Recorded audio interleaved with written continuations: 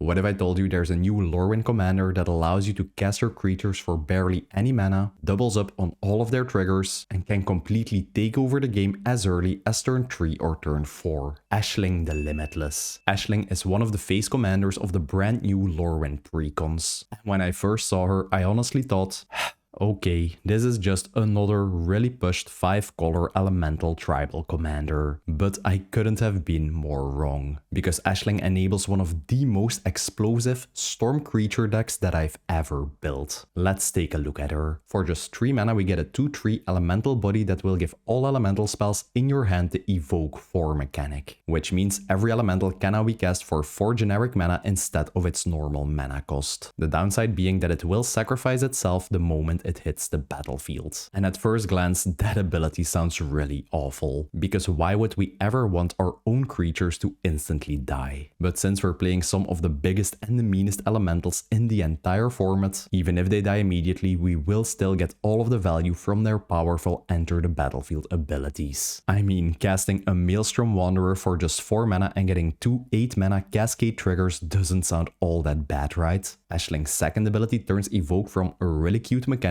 into something that's just outright broken. Whenever you sacrifice any elemental, you get to create a token copy of it. And that token will gain haste until the end of turn. Yeah, read that again. Every time you evoke an elemental, it will sacrifice itself, and Ashling will immediately grant you a haste token copy of it. Which means you will get the enter the battlefield trigger from the original, another ETB trigger from the token entering, and since the token will have haste, you will instantly be able to attack with it and get any sort of attack trigger that the elemental has. And let me just give you a couple of examples of how powerful this ability can be. Evoking a little Muldrifter will now draw you 4 cards, evoking a Shriekmaw will now destroy 2 creatures, and evoking a Titan of Industry will generate you an absurd amount of value. And there's also that last part of the ability that allows you to pay 1 mana of each color to keep the token around, but honestly, that part barely matters. It's mostly there to give Ashling her 5-color identity, allowing us to play any card we'd like in the deck. Once in a blue moon, when you do have the mana to spare, you can use it to make a token stick to the battlefield, but that's just a nice little added cherry on top. You won't actually be using this ability very often. Now, most people decided to build Ashling as some sort of a mid-range Unga Boonga elemental tribal deck. I decided to build it as a really explosive and synergistic elemental storm deck, where we will be chaining massive elementals back to back and stacking a huge amount of value before our opponents are ever ready. And I really mean it when I say, if you get a good opening hand, the game can be over as early as turn 3 or turn 4. As I do in all my videos, I will be going over every single card in the deck and explaining why I decided to include it. This video is divided up in 7 categories: the elementals, the token sacrifice effects, acceleration and cost reduction, support, protection and interaction, the lands, and in the end I also have a combo section where I will be going over all the combos we play in this deck and showing you how they work. And a small disclaimer before we dive in, this deck is packed with a ton of overlapping synergies. No single card explains the power of this deck on its own. The real engine behind this deck only reveals itself when all the pieces start stacking together, so I'd really recommend sticking around for the entire video. Let's start things off with the backbone of this deck, the elementals. These are the creatures you will be cheating out, copying, and chaining back to back once Ashling is online. And the first card in this deck is a creature that really showcases all of the unique things you can do with Ashling. Cavalier of Night, a 5-mana creature that whenever it enters the battlefield allows you to sacrifice another creature. When you do, you get to destroy target creature an opponent controls. A really solid spot removal tool that will allow you to sacrifice any of the elemental tokens that Ashling generates that would be sacrificed at the end of turn anyways, or any of your mana dorks to deal with any problematic creature on the battlefield. And whenever this creature dies, you get to return any creature from your graveyard with mana value 3 or less straight to the battlefield, allowing you to instantly reanimate the mana dork or the low cost elemental you sacrificed to its first effect. And there's also a really cool thing about Ashling's ability that synergizes just perfectly with this card, because she doesn't state another elemental creature. Even when Ashling herself is sacrificed, she will generate a token copy of herself. And this sets up for a really cool interaction with Cavalier of Night that makes sure you don't even need to sacrifice an actual creature to make sure you can use the removal. Whenever you have Ashling on the battlefield, you can can just play your Cavalier of Night, sacrifice your Ashling to its first effect, allowing you to remove a creature in the process. Ashling will then get sacrificed and make a token copy of herself and make the original go to the graveyard. The Cavalier of Night then has to be sacrificed to the Evoke effect, putting both an Ashling trigger and its death trigger on the stack. You decide to resolve the Ashling trigger first, generating you a new token copy of Cavalier of Night, which when it enters will allow you to sacrifice your Ashling token copy, destroying another creature in the process. Then you get to resolve the death trigger of your first original Cavalier of Night, returning the original Ashling to the battlefield. And then at the end of turn, the token copy of Cavalier has to be sacrificed, and you get to return another low-cost creature from your graveyard to the battlefield. A really cool showcase of how powerful and complex Ashling's ability is. Cavalier of Dawn, the less complex white version of the previous card. Whenever this creature enters the battlefield, we get to destroy any non-land permanent, and the controller of that permanent will get to generate a 3/3 artifact token. A really potent little effect that allows us to deal with any sort of enchantments, artifacts, creatures, whatever. And whenever this creature dies, we get to return any sort of artifact or enchantment from our graveyard to our hand. And obviously with Ashling on the battlefield, you will get to destroy 2 non-land permanents and recur 2 cards to your hand. Muldrifter, one of the more straightforward elementals we play in the deck. Whenever this creature enters the battlefield, you get to draw 2 cards. And it also has its own Evoke ability, which you can use for 3 mana instead of the 4 generic mana with Ashling. Obviously the value on this card is just fantastic, because whenever you do have Ashling out, you will get to draw 4 cards for just 3 mana, making it into one of the best cards to play during the turns we are trying to storm off, to just make sure we won't ever run out of cards and we can keep the value chain going. Shriekmaw. Whenever this creature enters the battlefield, we get to destroy target non-black, non-artifact creature. And it also has its own Evoke ability we can use for just 2 mana, making it into a really efficient spot removal tool that will allow us to destroy 2 creatures for just 2 mana whenever we do have Ashling on the battlefield. And now that we're on the topic of a really efficient spot removal, Solitude. Whenever this card enters the battlefield, we get to exile up to 1 target creature. The controller of that creature will get to gain life equal to its power. So basically an elemental body with a Swords to Plowshares attached to it. Or should I say 2 Swords to Plowshares attached to it whenever you have Ashling on the battlefield. And just like all of the other elemental incarnation cards, they also have their own Evoke ability, which means you can cast this creature without paying any mana, but instead just exiling any other white card from your hand. And the best and the most important part of this card is the fact that it has the flash mechanic, meaning you can just keep open your mana and wait until your opponents are playing some really relevant creatures you want to remove. You can keep up a double removal option even when you are entirely tapped out, and since the token copy Ashling generates will only have to be sacrificed at the beginning of your next end step, when you do flash this in during an opponent's turn, you will have a lifelink body to block with, which in some cases might be really relevant and keep you in the game. And we're also playing Solitude's red brother, Fury, another elemental with its own Evoke ability that will allow you to exile a red card from your hand, and whenever it enters the battlefield, it allows you to divide 4 damage amongst any number of targets, which once again, whenever you do have Ashling on the battlefield, will allow you to divide 8 damage, which will allow you to snipe multiple low-cost value creatures like Esper Sentinels and Lotus off the battlefield, or you can just ping all the damage to 1 target and remove a big threat. Subterfuge, a 5 mana elemental that whenever it enters the battlefield will give one of your creatures flying and an additional line of text. And that is whenever this creature deals combat damage to an opponent, you get to draw that many cards. And yes, before you ask, this ability does stack. So whenever you do have Ashling on the battlefield, you can just evoke this card out, put the enter the battlefield trigger on the stack, then you can decide to stack the evoke ability first, so you sacrifice the original creature, a token copy will then enter, you can use both of its ETB abilities on the token copy you just generated, and thanks to Ashling giving haste to the token copies, you will instantly be able to swing with it, and you will get to draw 6 cards in the process. And drawing 6 cards for just 4 mana is obviously a fantastic deal. And this card also has the Encore ability, meaning whenever it is in your graveyard, you get the option to pay 9 mana, generate 3 token copies of it with haste, and you will get 3 instances of its effect, which I suppose is a nice little thing to do in the late game, but whenever you are playing this deck, the game will be over before you ever hit that 9 mana. Rottenmouth Viper, one of my favorite cards in the entire deck. It's a 6 mana creature that allows you to sacrifice any number of non-land permanents whenever you cast it, and its cost will be reduced by 1 generic mana for each permanent you sacrificed. And yes, this cost reduction will apply to Ashling's Evoke ability. And whenever this creature either enters the battlefield or attacks, it will get a Blight counter. And then for every Blight counter it has, it will make every opponent sacrifice a non-land permanent, discard a card,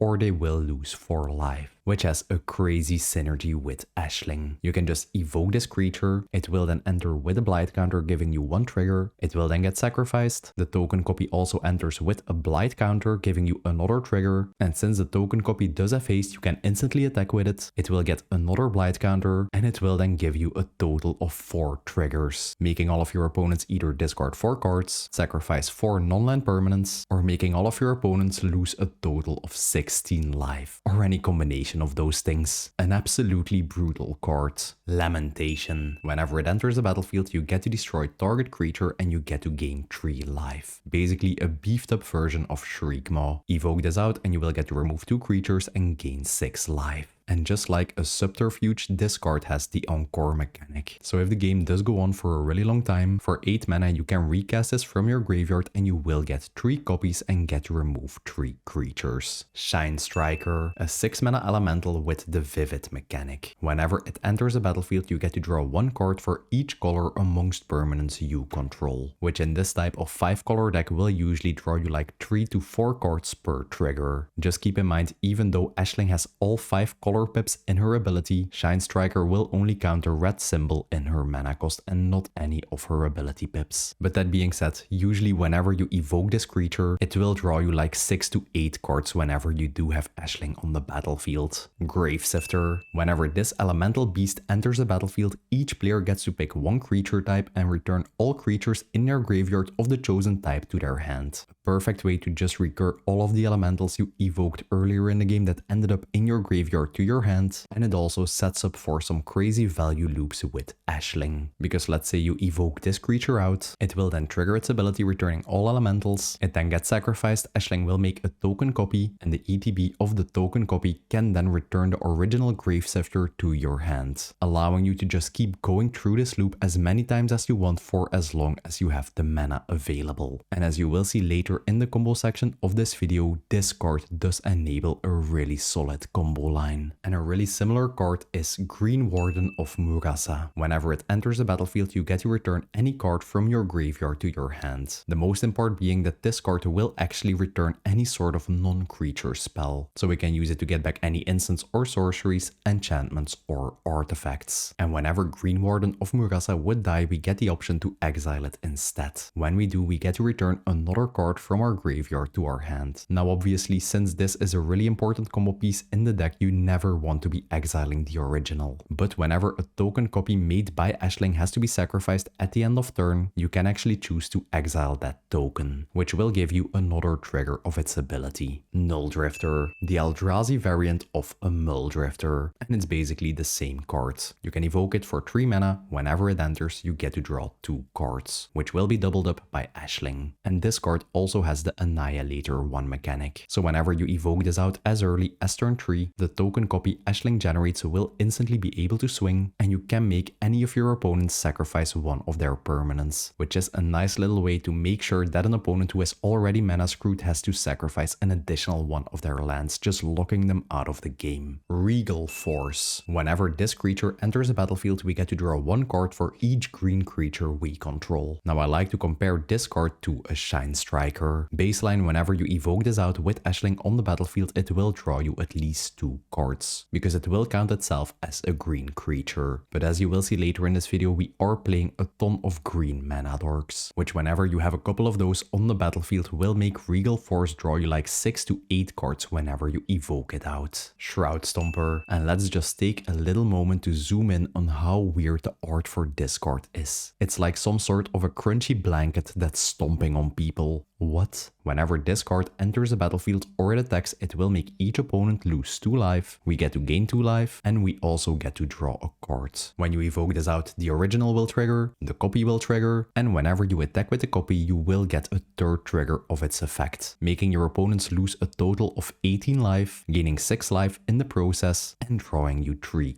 cards. Some pretty good value we get of a simple blanket. Omnat, Locus of Rage. Whenever a land enters the battlefield under your control, you get to generate a massive 5/5 elemental token, which is actually quite nice, especially since we do run a ton of fetch lands in the deck. But the most important part is whenever any elemental creature or Omnat would die, you get to ping 3 damage to any target, essentially giving you what is a free lightning bolt. Now whenever you do evoke Omnat, it will give you a baseline of 6 damage, because the original will get sacrificed and the copy will get sacrificed. But if you are going for a huge storm turn where you will be chaining a ton of elementals back to back, whenever you evoke any of the originals and whenever the token copies would die, you can actually stack the triggers, so your Omnat will see all of them dying and you will get to ping a huge amount of damage just pinging your opponents down or clearing their entire board. And as you will see later in the combo section, once we are able to set up some infinite loops with our elementals, Omnat will translate that into infinite damage. Titan of Industry, a massive elemental that whenever it enters will allow you to choose 2 out of its 4 fantastic options. You get to destroy any problematic target, enchantment or artifact, you get to gain 5 life, you can choose to generate a 4/4 token, or you get to put a shield counter on any creature you control. And obviously you get to pick 2 options twice thanks to Ashling, making this into one of the most versatile cards in the entire deck. Just keep in mind that shield counters prevent your creatures from being destroyed but not from being sacrificed. Interdisciplinary Mascot. Whenever it enters the battlefield, we get to look at the top 4 cards of our library and we get to draw one of those cards. Now while this card might not draw you as much cards as a Mulldrifter or a Shine Striker, the fact that you get to look at the top 8 cards of your library and pick 2 specific cards you need at a given board state makes it quite good.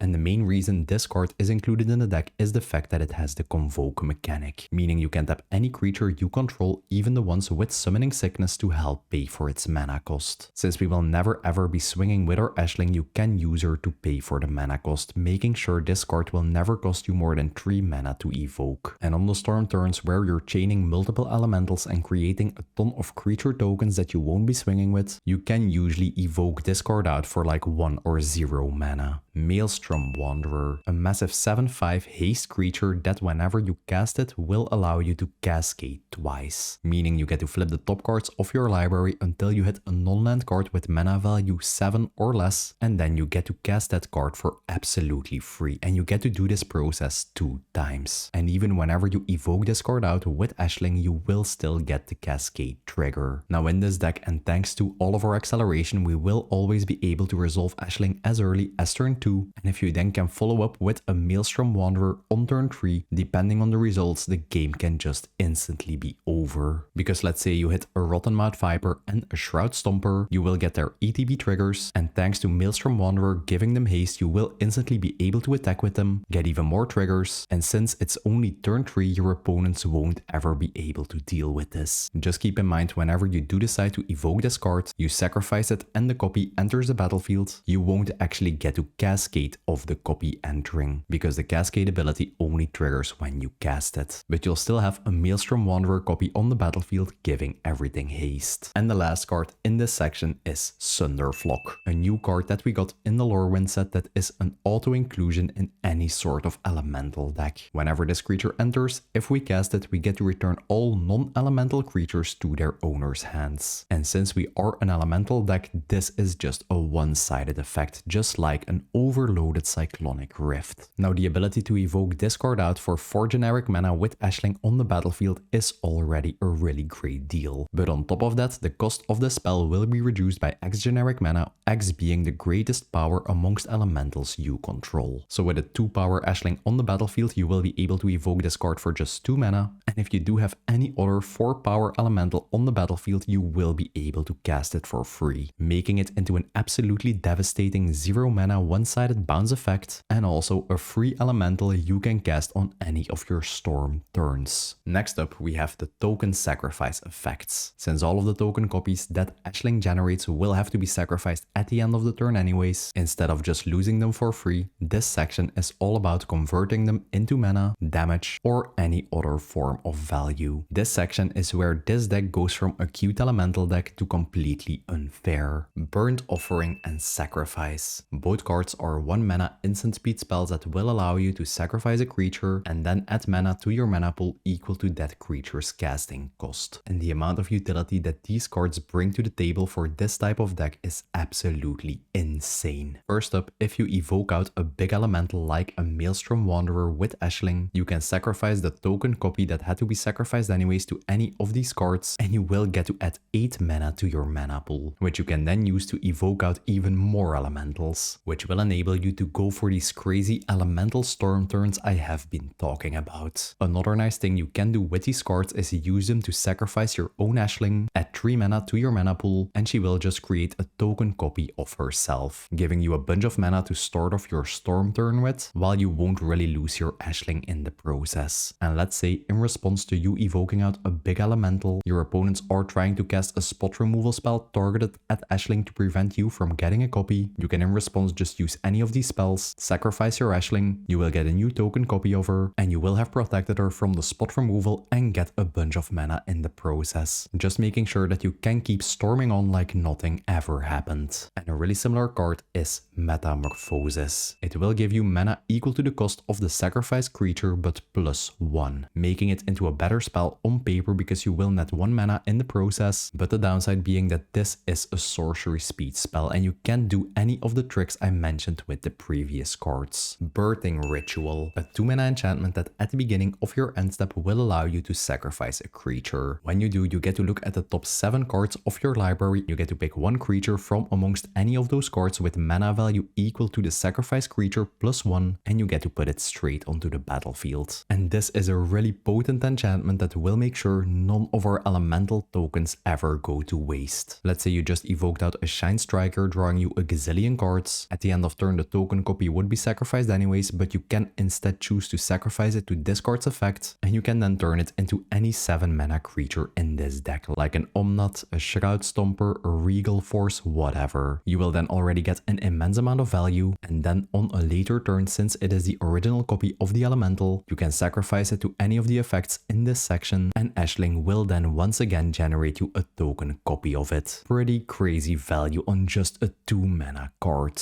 Evolutionary Leap, a 2 mana enchantment with an activated ability for 1 mana. You get to sacrifice a creature and then look at the top cards of your library until you hit a creature card and then put it straight into your hand. A nice little effect that will essentially draw you 1 card for 1 mana, and you can sacrifice any sort of mana dorks, elemental token copies, or even your own Ashling to its effect. Pyre of Heroes, a card that is basically the tribal version of a birthing pot. For 2 mana, tapping it and sacrificing a creature, we get to search our library for any creature that shares a creature type with it, with the same mana value +1, and we get to put it straight onto the battlefield. A really good way to convert any elemental token you would lose anyways into a bigger creature. You can turn your Solitude token into a Rottenmouth Viper, your Shine Striker into a Null Drifter, or even your Shriekmaw into a Lamentation. The options are really endless in this deck. Now obviously the entire curve of this deck is built around effects like this, making sure we do have relevant creatures at any given mana cost. You will have to know the decklist very well to use a card like this, because you need to know exactly what creatures you have at any given mana cost that you can fetch up. Also keep in mind that this effect can only be used on sorcery speed, meaning you can only use it in your main phases. Next up we have 3 unconditional sacrifice outlets: a Phyrexian Altar, an Ashnod's Altar, and a Goblin Bombardment. All of these cards will allow us to sacrifice any creature on instant speed and turn it into some sort of value. And even whenever you do evoke out an elemental, the evoke sacrifice trigger will then go on the stack and you can respond with any of these cards, essentially allowing you to get 2 uses out of these cards for each elemental you evoke. You can use both of the altars to just generate you an insane amount of mana, enabling you to storm off and just keep evoking elementals out, or you can use a Goblin Bombardment to sort of spot remove any creatures on the board, or just ping your opponents down. And obviously all 3 of these cards are used in our combo lines. Riveteer's Ascendancy, a 3 mana enchantment that whenever we sacrifice a creature will allow us to return any creature with lesser mana value straight straight from our graveyard back to the battlefield. This ability only triggers once per turn. Now obviously with all of the sacrificing and evoking we'll be doing in this deck, a card like this will just generate us an insane amount of value. Evoke out an elemental card and get any elemental with a lower cost back to the battlefield. And whenever you do have a sacrifice engine like a Phyrexian Altar on the battlefield, you can sort of bypass the once per turn restriction, because you can just sacrifice an elemental during your turn, during opponent 1's turn, opponent 2, opponent 3, recurring a total of 4 creatures from the graveyard to the battlefield per turn cycle. Birthing Pot, a card with exactly the same effect as a Pyre of Heroes, but this time it isn't limited to a creature type, meaning we can actually sacrifice our mana dorks to tutor up some elementals. And the last card in this section is Greater Good,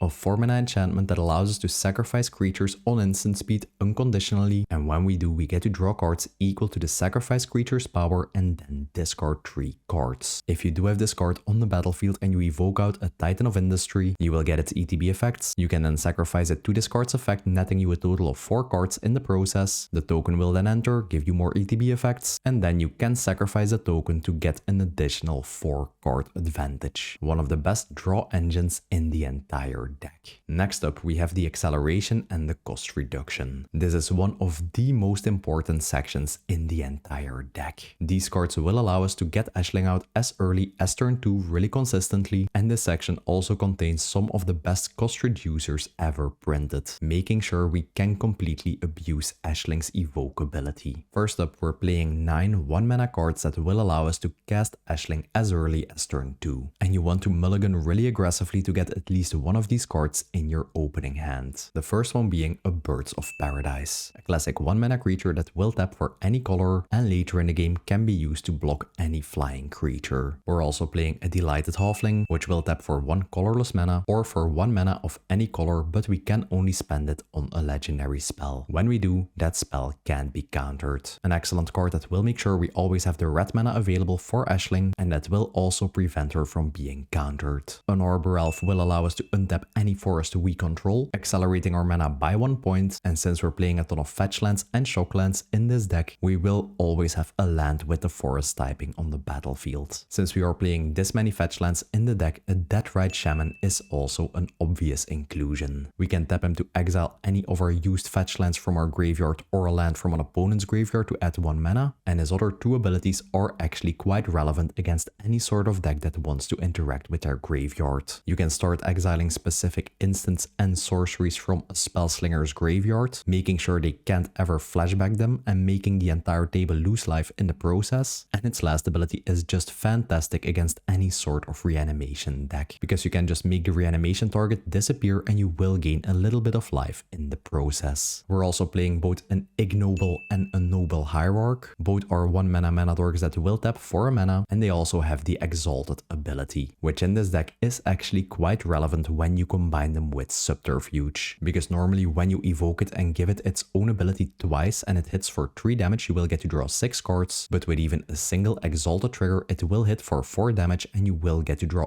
8 cards instead. Utopia Sprawl and Wild Growth. Both cards will allow you to enchant a land, and whenever that land is tapped for mana, you get to add 1 additional mana to your mana pool. Some really nice turn 1 acceleration, and they have a crazy synergy with Arbor Elf, because whenever these cards are attached to a forest and you do have an Arbor Elf on the battlefield, that 1 single land can now be tapped for a total of 4 mana. And obviously we're also playing a Sol Ring. Now even though we are a 5-color deck, Ashling doesn't really care about colors, since the evoking will only cost us generic mana, and Ashling also has 2 generic mana in her mana cost, making a Sol Ring the perfect fit for this deck. Now let's get into the cards that make Ashling truly broken. The cost reducers. Brightheart Banneret, a 2-mana elemental creature that will reduce the cost of any elemental we play by 1 generic mana. This effect will make your Ashling only cost 2 mana, it will reduce the cost of any other elemental you evoke to 3 generic mana, and since it is a 2-drop creature, it is the perfect target to go fetch whenever we sacrifice one of our 1-drop mana dorks to our Birthing Pot. And cost reducers like this card are what enable us to go for these crazy elemental storm turns, allowing us to just chain evoke big elementals back to back.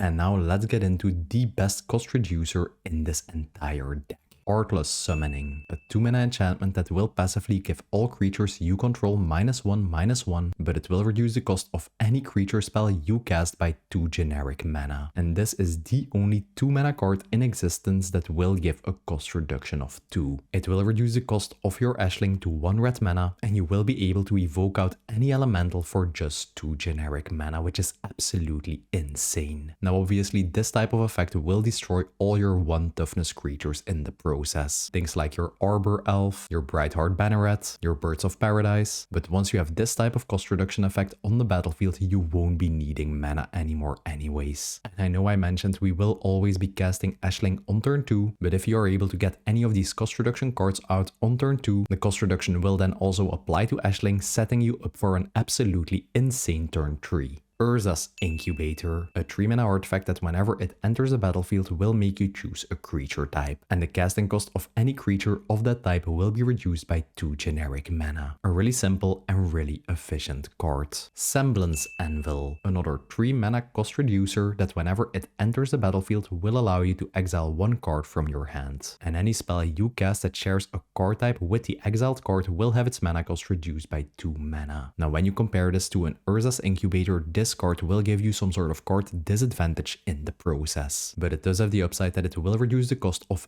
any creature, not just elementals, making it apply to cards like Outcaster Trailblazer, Disciple of Frail Eyes, your Paleolot, whatever. And as you can imagine, whenever you do have enough of these cost reduction cards on the battlefield, let's say a Semblance Anvil and a Heartless Summoning, you will be able to reduce the evoke cost of any of your elementals to 0 mana, which is absolutely ridiculous and will usually win you the game. Temur Battle Crier, my favorite card in the entire Tarkir Dragonstorm set. It's a 3-mana creature that will reduce the cost of any spell you cast by 1 generic mana for each creature you control with power 4 or greater. Now since it does have 4 power itself, it will always give you a baseline of 1 cost reduction. But once you are able to start evoking out big elementals, every additional 4 power creature you have on the battlefield will give you an additional cost reduction. And once you get to that magic breakpoint of 4 cost reduction, all of your evoke costs will be free and you will usually be instantly able to win the game from there. And this effect doesn't only apply to creatures, it applies to any spell you cast. Your Phyrexian Altar, your Birthing Pot, your Urza's Incubator, whatever. In my opinion, one of the strongest cards we got in recent Magic. And the last and one of the most potent cost reducers in this entire deck is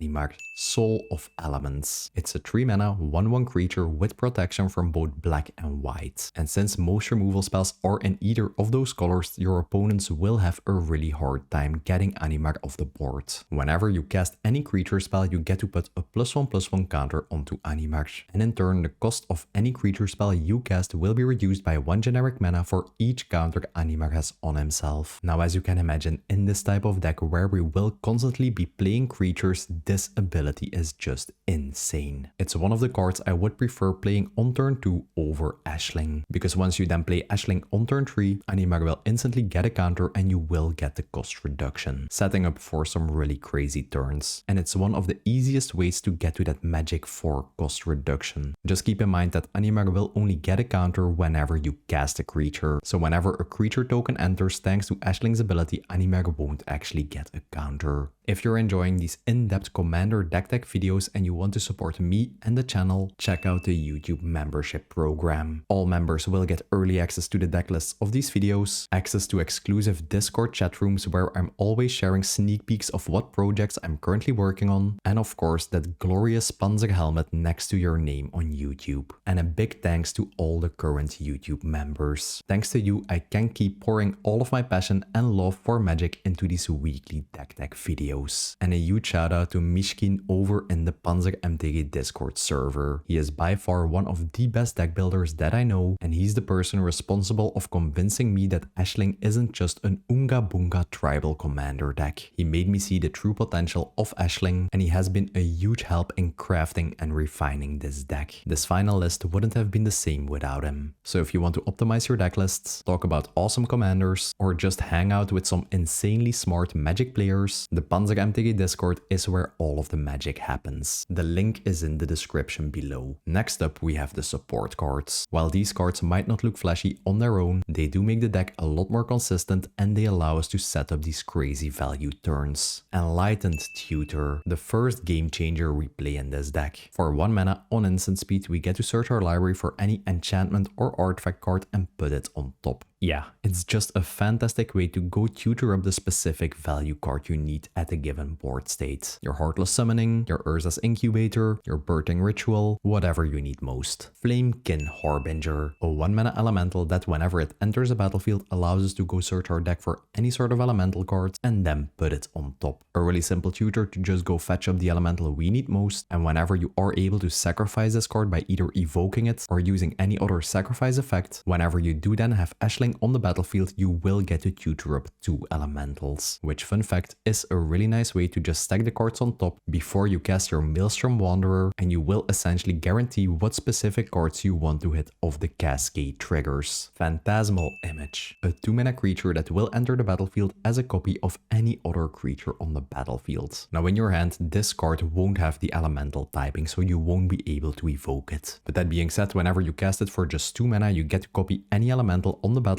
get another one of its ETB triggers, and whenever you then are able to sacrifice the Phantasmal Image, it will have the elemental typing and you will get to create a copy of it with Ashling. Now that reason alone isn't enough to include this card in the deck, but this card does enable a combo line in the deck, which I will be explaining later in the combo section. Elemental Bond, a 3 mana enchantment that will draw you a card whenever a creature with power 3 or greater enters the battlefield under your control. Now in most decks, this card already gives you some excellent value, but thanks to Ashling, whenever you now evoke out a 3 power or greater elemental, you will get to draw 2 cards of it because it will even count a token entering. A really similar card is Garruk's Uprising. It will draw you a card whenever a creature with power 4 or greater enters. It will even draw you a card when it enters itself and you do control a 4 power creature, making it act as some sort of a cantrip, and it will also give all of your creatures trample. Now while we're not trying to win the game on combat damage, with all of the big elemental haste copies we'll be generating, the trample can make sure you can get extra damage through. Outcaster Trailblazer, a 3 mana creature that has exactly the same effect as the previous cards, drawing you a card whenever another creature with power 4 or greater enters, and on top of that, whenever it enters the battlefield, you also get to add 1 mana of any color to your mana pool, which might sound really underwhelming, but trust me, once you start playing this deck, you'll see how relevant that 1 mana can be, allowing you to instantly follow up with any of your 1 mana sacrifice effects, or allowing you to just get that 1 extra point of mana and evoke out an extra elemental. Alright, let's get into the card everyone has been waiting for. The strongest elemental in existence. Risen Reef. Whenever this creature or any other elemental enters the battlefield under your control, you get to look at the top card of your library. If it's a land card, you get to put it into play tapped, and if it's not a land card, you just get to draw the card. Yeah,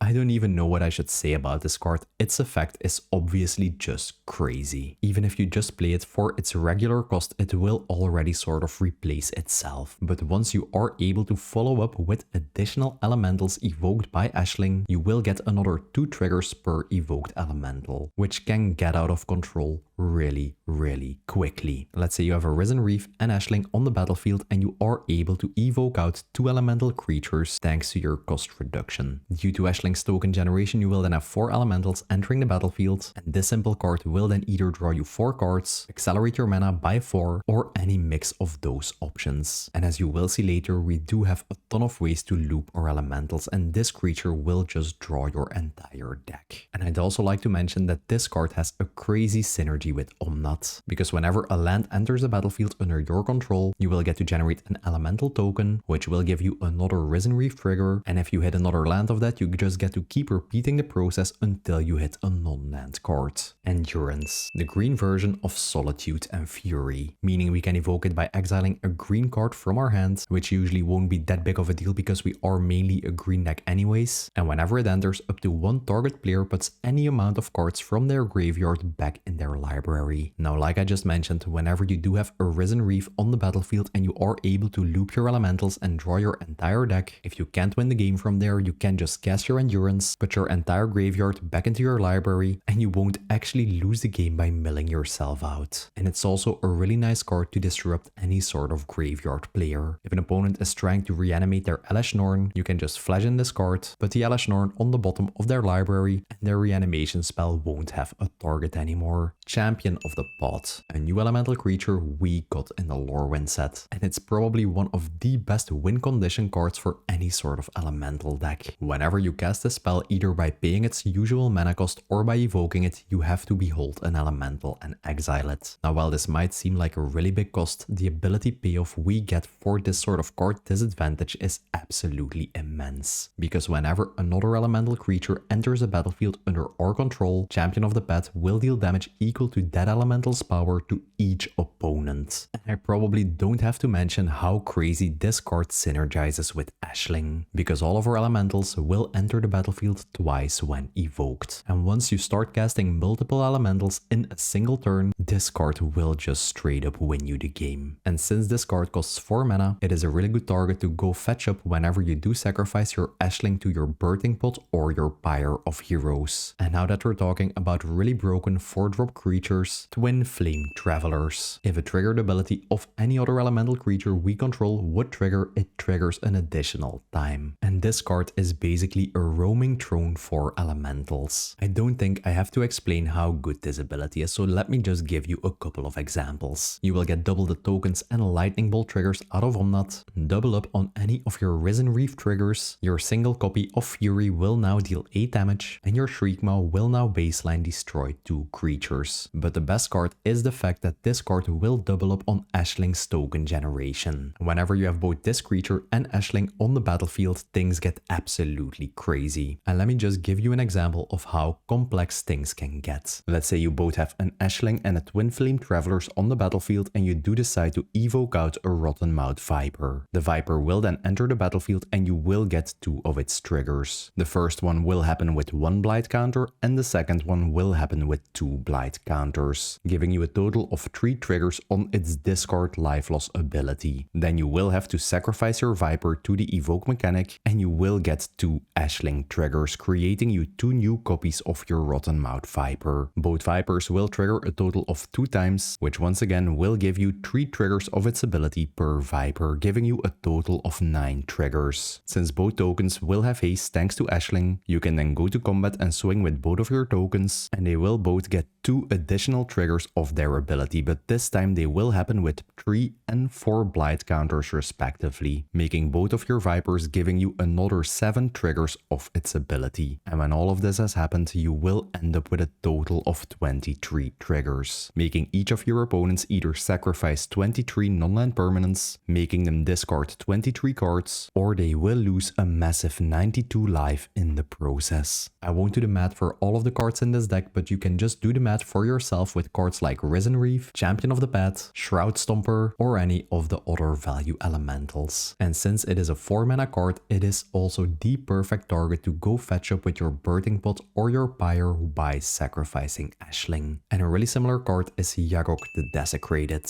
If a permanent entering the battlefield would trigger any other permanent you control, that ability will trigger an additional time. Sadly, Yagok will only trigger on ETB effect, so it won't double up on Ashling's sacrifice trigger, but it will work on all of the card draw enchantments in this deck, like an Outcaster Trailblazer, an Elemental Bond, a Garruk Surprising, and obviously all of the synergies I was talking about with the previous card also do apply. Graveshifter, not to be confused with Gravesifter. Since this card is a changeling, it also has the elemental typing. Whenever this creature enters the battlefield, we get to return any creature card from our graveyard to our hand, functioning in exactly the same way as a Gravesifter and a Green Warden of Murasa, setting up some crazy value loops when when combined with Ashling, because a token copy of this card entering the battlefield can return the original to your hand, enabling some of the combo lines we play in this deck. Disciple of Realize, a 6-mana creature that whenever it enters the battlefield allows us to sacrifice any other creature, and then we get to draw cards and gain life equal to that creature's power. A really nice way later in the game to convert any huge power elemental creature token copy that would be sacrificed anyways into a little bit of life and some really huge card advantage. Now obviously a 6-mana non-elemental creature isn't all that great in this deck, but if we don't need its effect we can just play the backside of this card, which is a land that taps for green mana and even enters untapped for the low cost of 3 life. You can just view this card as a land. The front side is just a nice little added benefit that we might be able to use in some really specific scenarios. And the last card in this section is a Paleolot. For 6 mana we get a creature that whenever another creature with power 5 or greater enters the battlefield under our control will allow us to return any other creature card from our graveyard to our hand. And this card has a crazy synergy with Ashling and high power elementals, because whenever you have this creature on the battlefield and you do evoke a 5 power elemental, the original will enter, allowing you to return a random creature to your hand. It will then get sacrificed, a 5 power token copy will then enter, and you will just be able to recur the original elemental you just evoked back to your hand, allowing you to just keep evoking the same elemental over and over again. And whenever you do hit the 4 cost reduction threshold in this deck, Paleolot will allow you to keep looping your elementals over and over again an infinite amount of times. Next up, we have the protection and interaction section. Since Ashling is the core value engine of this deck, she will be a removal magnet. These cards are all about keeping her alive for as long as possible and giving us the options to disrupt anything our opponents are doing. We're not running that many direct removal spells in this deck, but that is due to the fact that we play a ton of elementals that already help us to deal with creatures, like a Solitude, a Fury, a Shriekmaw, and a Lamentation. Swan Song, a 1-mana spell that will allow us to counter any enchantment, instant, or sorcery spell. The controller of that spell will get to generate a 2/2 bird token. As you've already seen, we do play a ton of elementals that will allow us to deal with creatures. The only real weakness of this deck is either spot removal being targeted at Ashling or any sort of board wipe, and being able to protect our entire game plan for just 1 blue mana is a really good deal. And for the same reasons, we're also playing an Offer You Can't Refuse. Allows us to counter any non-creature spell for just 1 mana, and that spell's controller will get to generate 2 treasure tokens. Now giving an opponent 2 measly treasure tokens in return for protecting our value engine is always going to be a really good deal. Heroic Intervention. For 2 mana on instant speed, we get to give all permanents we control indestructible and hexproof until the end of turn. Now in my first version of this deck, this card was a Flawless Maneuver, which is a 0 mana spell we can use to give Ashling indestructible. But during playtesting, the biggest problem for this deck was exile-based removal being targeted at Ashling, like a Sword to Plowshares and a Paw to Exile. So I decided to cut the Flawless Maneuver and include an Heroic Intervention instead. It will cost us 2 mana, but the hexproof it gives is really valuable. Assassin's Trophy, the only non-creature removal spell we're playing in this deck. For 2 mana on instant speed, we get to destroy any target permanent. We can use it on enchantments, artifacts, creatures, and my favorite part, we can even use it on lands. So if you're playing against a landfall player who's trying to combo off with their Field of the Dead or their Valakut, you can use your Assassin's Trophy to deal with it. Fierce Guardianship, the second game changer we're playing in this deck. For 3 mana, we get to counter target non-creature spell. But whenever we do control our commander, we can cast a spell without paying its mana cost. So we can just step out, fill the board with all of our value engines, and we will still have a way to protect our Ashling. And the final card in this section is a Blasphemous Act, a massive 9 mana spell that will deal 13 damage to each creature on the battlefield. But its cost is reduced by 1 generic mana for each creature that is on the battlefield. Now even though we are a creature-based deck ourselves, sometimes your opponents will just be overwhelming you on the board. And a Blasphemous Act is just the most efficient board wipe ever printed, wiping the entire board for just 1 mana. And a funny little combo is that whenever you do cast a Heroic Intervention and follow up with a Blasphemous Act, you can make it function as a 3 mana one-sided board wipe.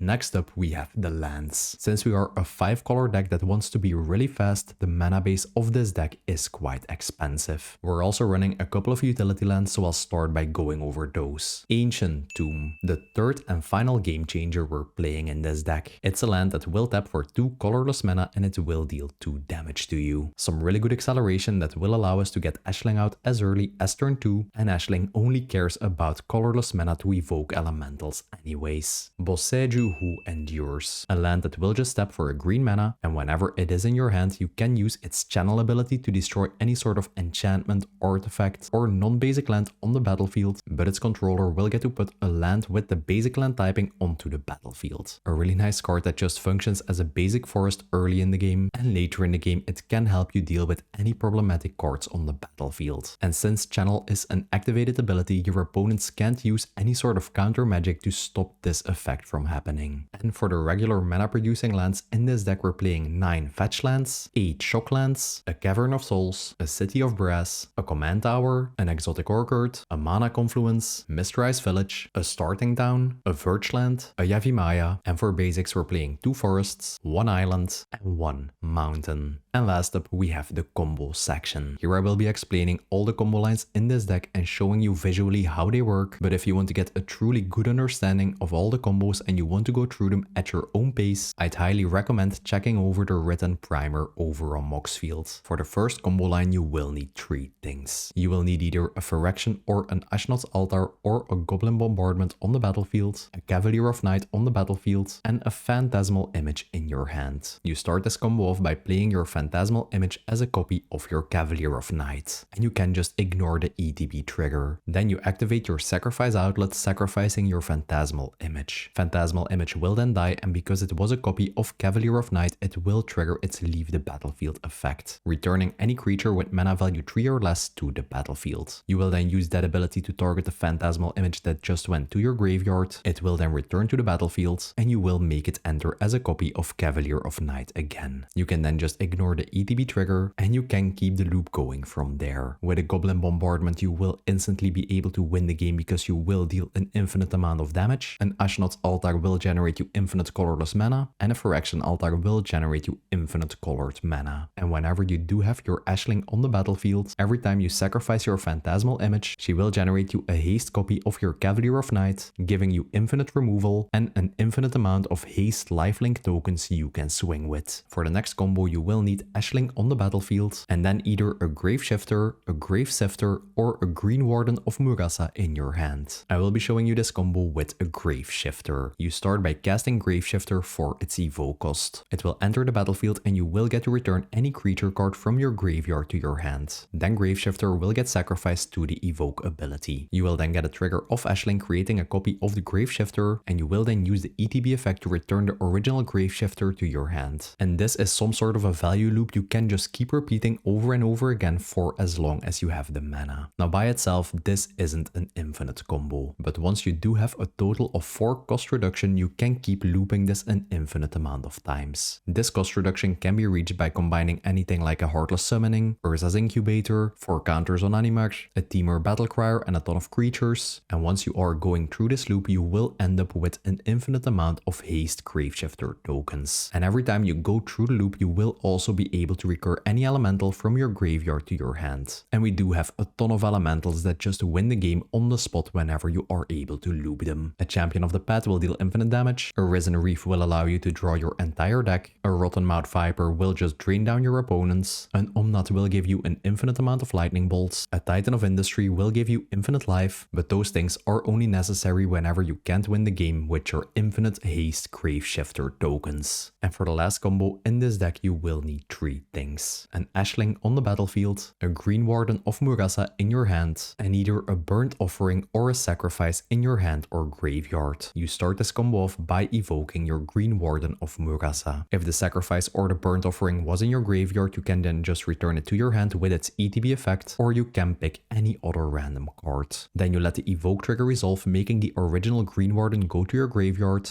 Ashling will then create you a token copy of the Green Warden. Its ETB effect will trigger and we will return the original Green Warden to our hand. Then we cast either our Burnt Offering or our Sacrifice, targeting the Green Warden token, sacrificing it and adding 6 mana to our mana pool. The token will will then die and we will be able to exile it to return any other card from our graveyard to our hand, and then we can just keep the loop going because we will be able to use the mana that the sacrifice just generated us to just evoke out the Green Warden again. We will then end up with an infinite amount of mana, and then instead of sacrificing the Green Warden token copy, we can start sacrificing the original one and using the token copy's ETB to just keep returning it to our hand, which will ensure we do end up with an infinite amount of haste Green Warden tokens, and we will be able to recur any card in our graveyard. So infinite mana, infinite recursion, and infinite haste tokens. And since we do have infinite recursion, whenever you do have any damage dealing elemental in your grave or your hand, you can then use your infinite mana to just keep evoking it over and over again, and it will just win you the game. And that's it for my Ashling the Limitless in-depth deck tech. A card that looks like a fair elemental tribal commander on the surface, but in reality is a 5-color elemental storm deck that takes your opponents out of the game before they even know what's happening. If you are tired of linear tribal decks, if you like weird and unique engines, and if you like breaking mechanics that were never meant to work like this, Ashling is just the perfect deck for you. If you made it all the way to the end of this video, let me know by dropping a flame emoji in the comments below. Share this video with any Magic player you've ever met, hit the like button, hit subscribe, and hit the bell notification icon so you won't miss next week's video. Thanks for watching, enjoy storming off with your elementals, and I'll see you in the next one.